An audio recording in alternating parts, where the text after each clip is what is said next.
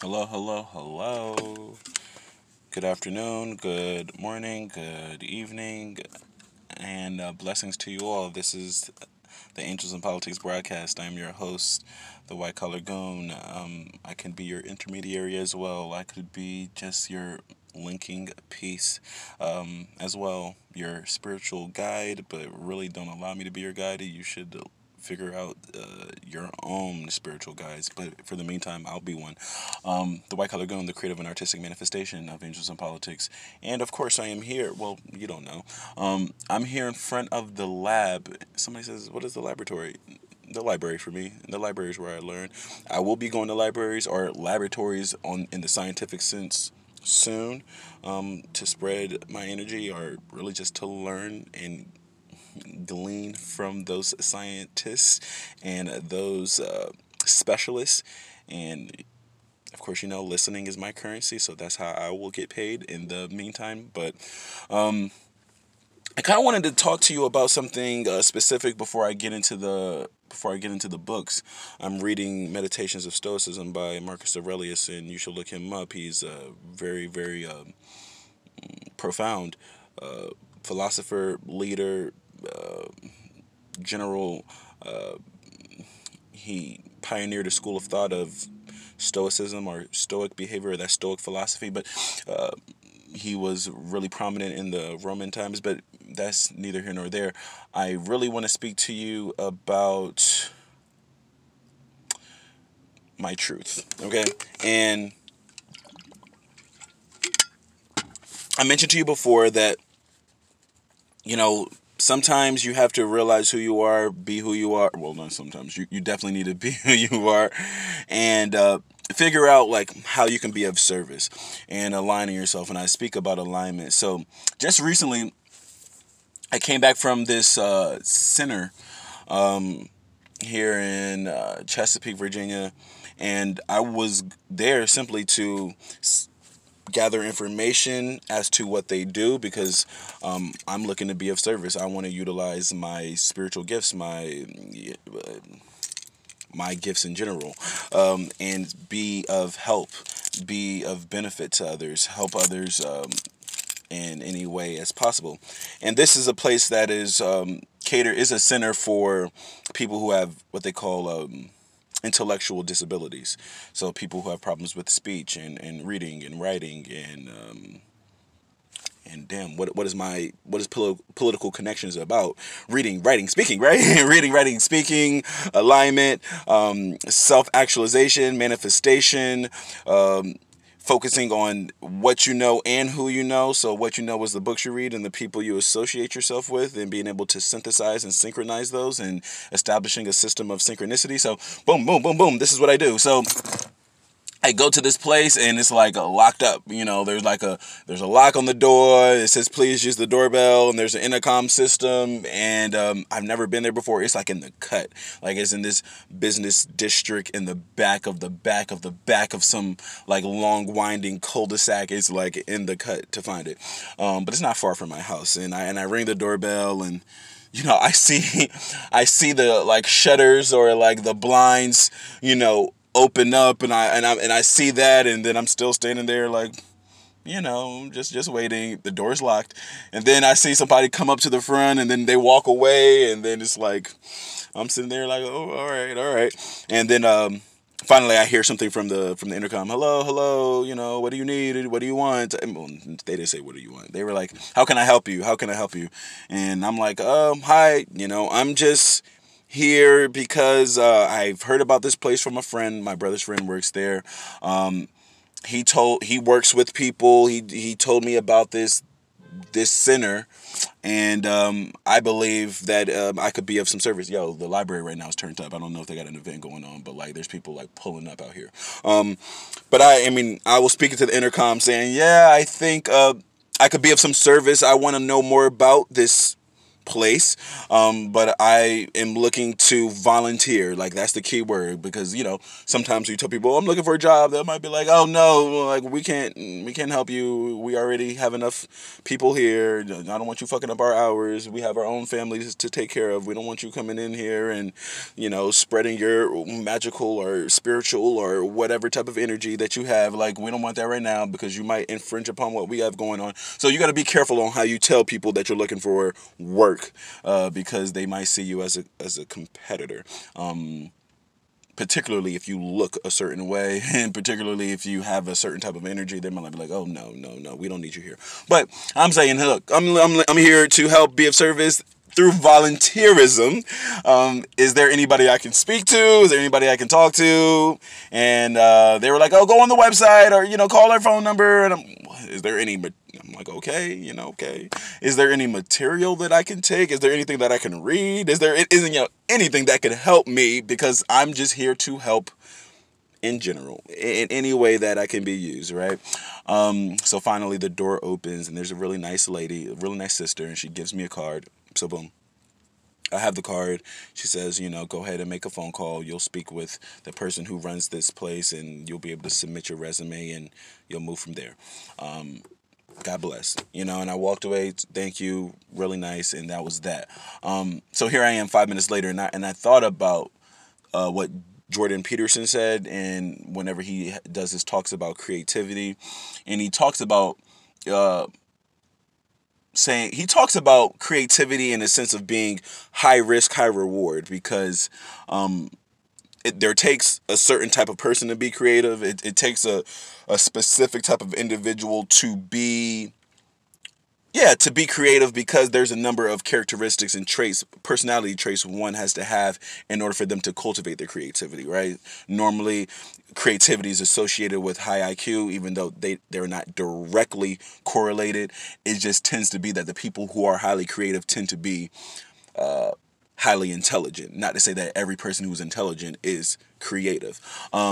These people who are highly creative tend to be highly extroverted as well.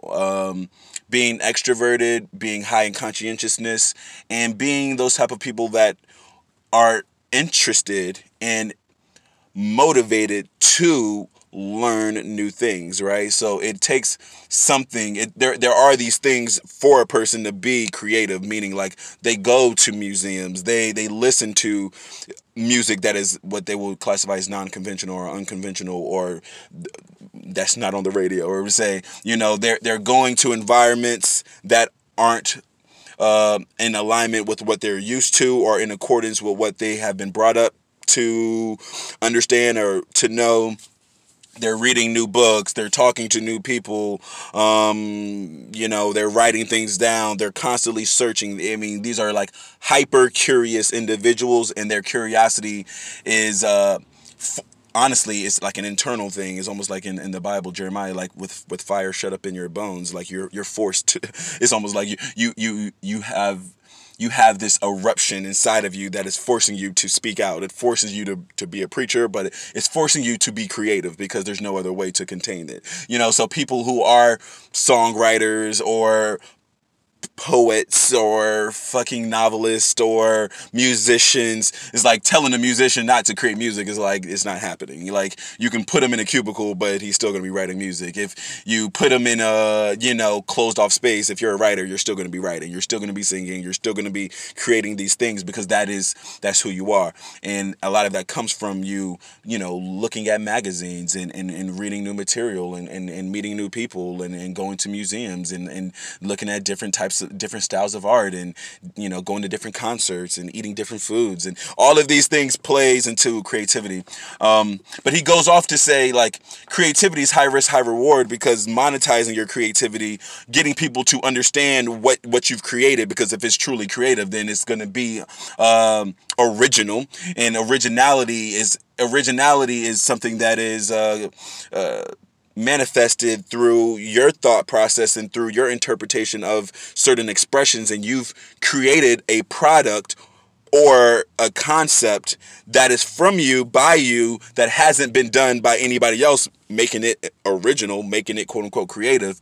But because it's so polarizing, because it's so different, because it's so unique, getting people to buy into it, getting people to understand what it is, having it marketed, having it, sold, having it, projected on a grand scale, on a massive scale. All of these different parts, moving parts, aren't necessarily like the creative's strength, right? The creative or the creator is the one that creates the product, but there needs to be a team of other individuals to make it what it is, to make it what you see, to convert the world of, I don't know, consumers or potential clients from one, not knowing what the fuck it is that you do, you're in complete obscurity now, and your product, even if it is the greatest thing of all time, even if it's the greatest song or the greatest film or the greatest short story or the greatest screenplay or the greatest,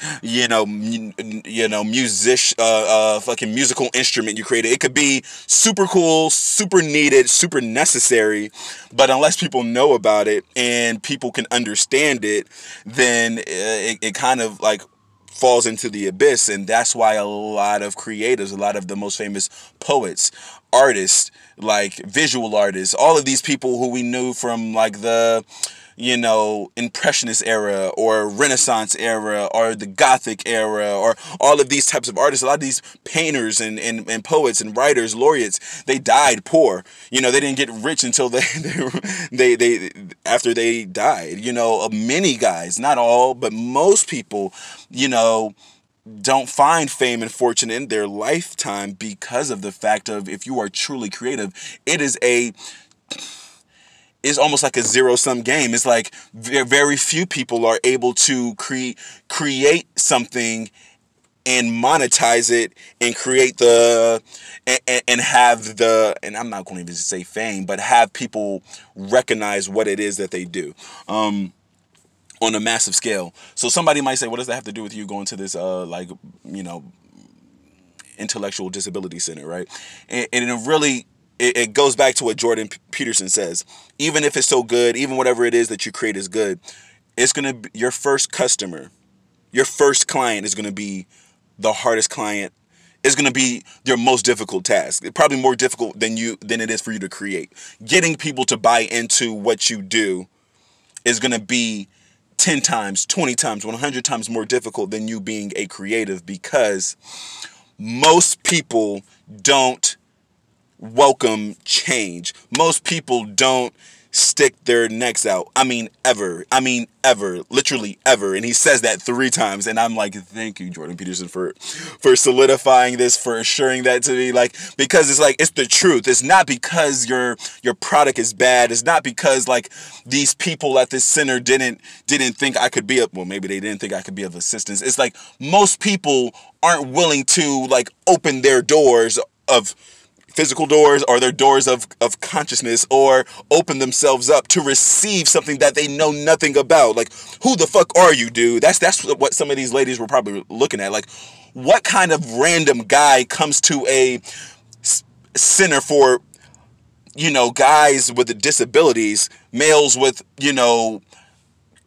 intellectual and creative and motor skill handicaps or disabilities? Who comes to these places as a young 30-year-old who's fully capable of maybe having his own business, doing great things? Like, why are you here, bro? Like, what the fuck could you be doing here? Why would you be here? Like, I don't understand it. Like, when somebody looks at your shit online, if somebody looks at my shit online, they're gonna be like, yo, Gabe, like, we can't fuck with that because we don't know what it is, and we don't know anybody else who's doing it. And it's not only is it unique, it's weird. It's weird, and we can't openly accept it. We can't accept it. I've been having these dreams recently, and my brother's wife, my sister's best friend has been in a few of my dreams, maybe 3 or 4 of my dreams. And I'm guessing it's for multiple reasons, like, she's a really cool lady. I've spoken to her extensively. I've mentioned before she's been like my first fan, I guess. My first fan outside of like, no, my first fan of the white Collargoon. She's by far the first one, and maybe the only one, maybe the only one right now.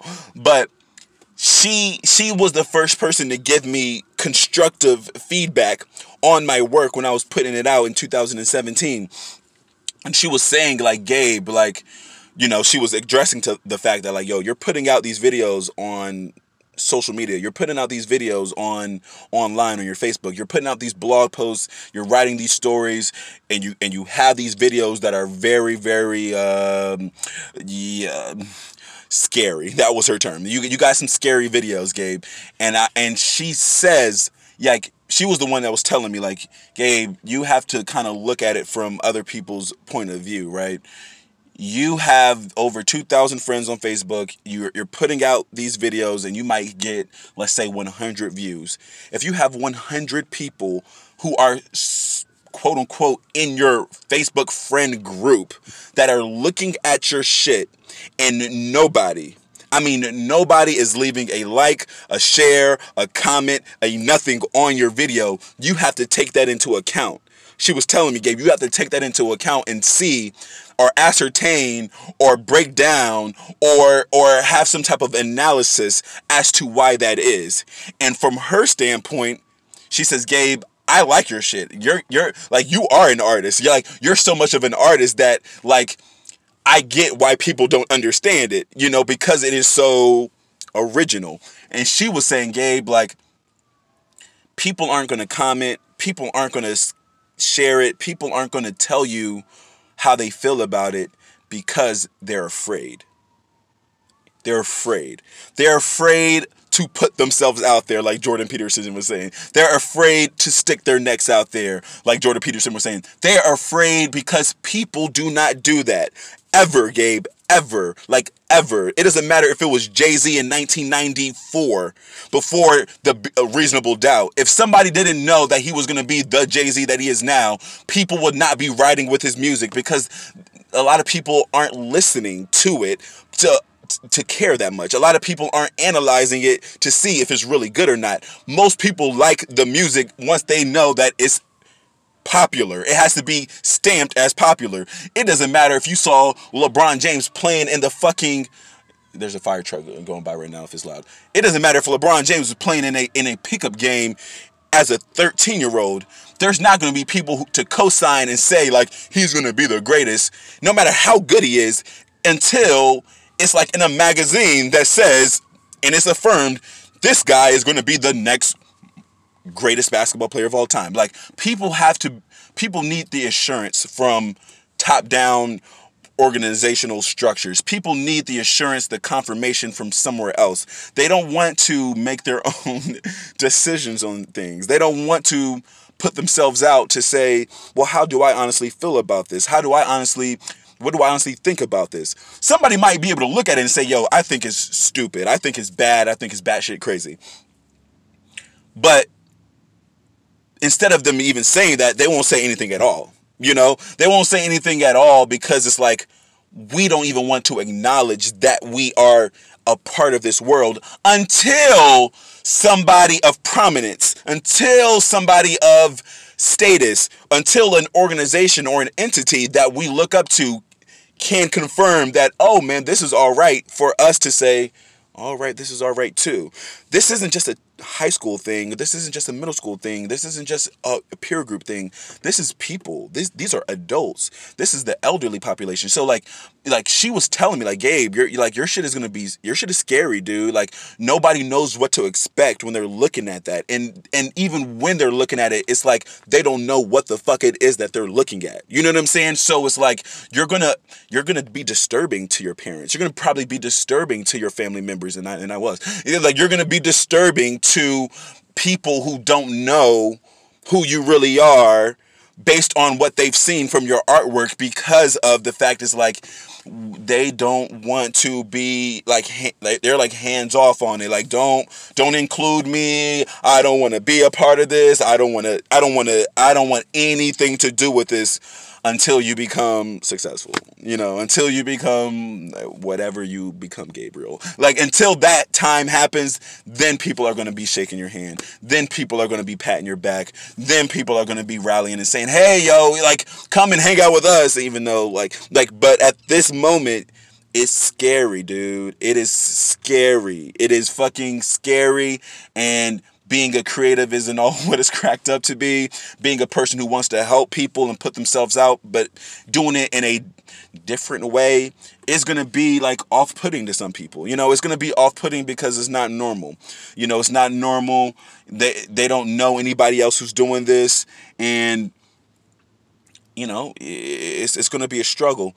I say all that to say, like, don't give up hope. But I'm okay with this because I know my path, and and I've already manifested my dreams, and I'm doing it now.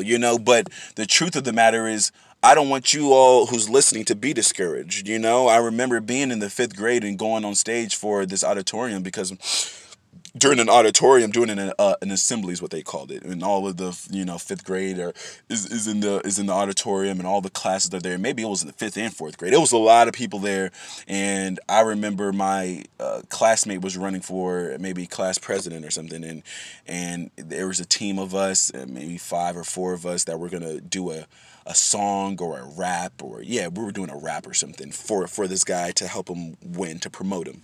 And I've said the story before, but like one of the guys who was in my classroom had no idea that it was going to be projected in front of the full 5th grade or the full school or whatever the case may be.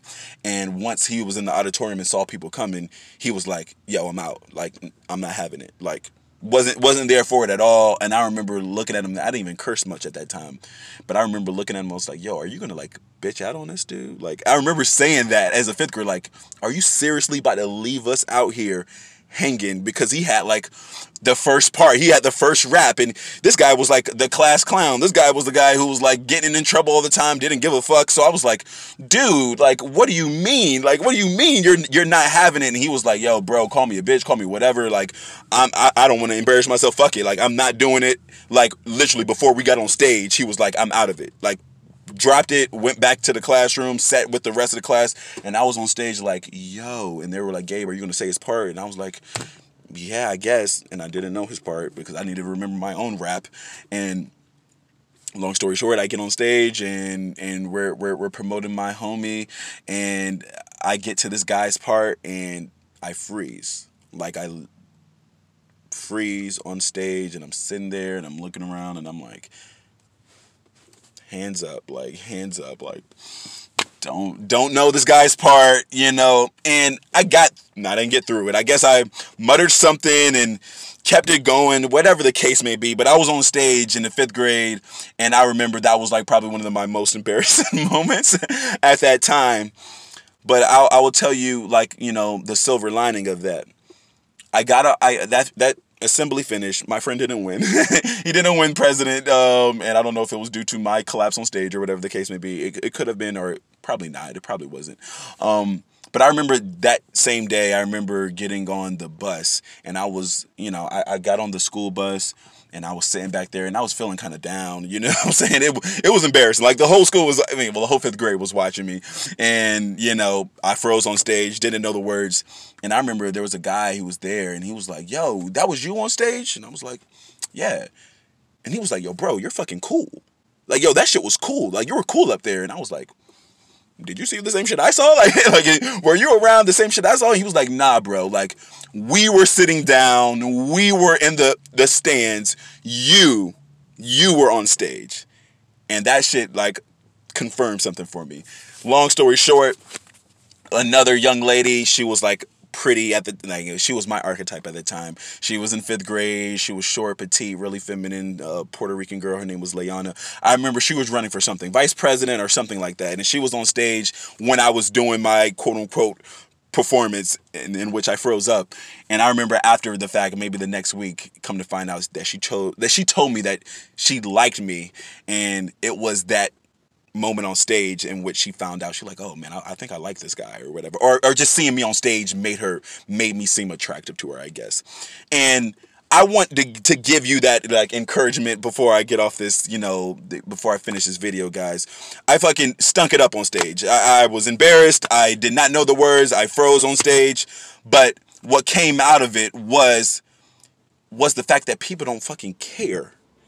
Like people are afraid to stick themselves out there, and that is a metaphor to life. In 5th grade, it's going to be the most of the people, 98% are going to be in the stands, but the 1 or 2% that are out there, that are putting themselves out there, it doesn't matter if you crash and burn. It doesn't matter if you light your pants on fire. Please don't do that. It doesn't matter if you forget all your worries. The fact of the matter is that you stuck yourself out there, you stuck your neck out there, and they would never do that. And because of that, the hot, pretty, archetypal girl, she's going to be into you because it's like, bro, you actually did something. The guy who you didn't even think who knew you was like, yo, bro, you're a cool guy because fuck around. Like, listen, that guy who was supposed to be on the stage with you, he didn't even know that story, but he was like, he quit for a reason. Because he was embarrassed and he don't want to get embarrassed. But you still put yourself out there. And because of that, you are the cool guy. And I don't accept the word cool, but it goes to show, man. It just goes to show. Be who you are and put yourself out there and get into alignment and trust yourself. Trust the process. It will pay dividends. Trust me on that, or don't trust me on that. But it will pay dividends. God bless. Collargoon, white Collargoon.